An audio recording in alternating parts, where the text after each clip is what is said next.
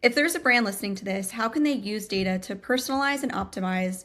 But what are some things you would recommend that they do to not lose that authenticity or to make things become overly transactional? Yeah, that is a great question. Like the second part really makes that question really, I think, really high quality because so I'll kind of walk through some of the most important things I think, and then how you keep those feeling like some ideas on keeping those really personal. And so I think the most important thing for anyone building any business anywhere, especially in subscription businesses, is you want to create feedback loops.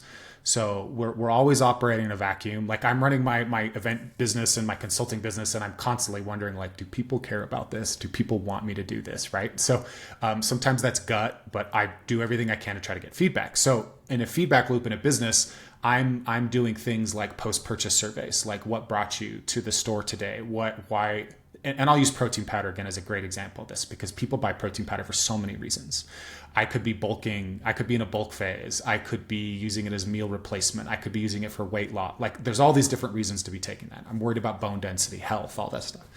But understanding why somebody bought those things makes your marketing more effective. Because if I start to notice, hey, I'm getting a lot of people that see this as a meal replacement protein powder as opposed to a bulking protein powder, that's great. I should figure out how to market that.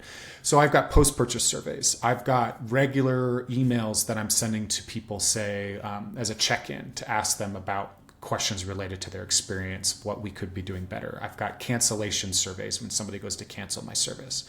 And then even just something as simple as like when somebody comes to their email, and this is where I'll start to share a little bit of a different example. We've all been to a website where somebody is trying to capture our email, right? That's just really common practice across the board. There's a really great product that we've seen on the rise out there called Alia, which allows you to ask more specific questions. So say something like the protein powder, like what brings you to our site today? And starting to ask a little bit more of a personal question around like, hey, I'm trying to lose weight. I'm worried about my health. I work out a lot and need more protein, or hey, I'm competing in a triathlon or something like that, right?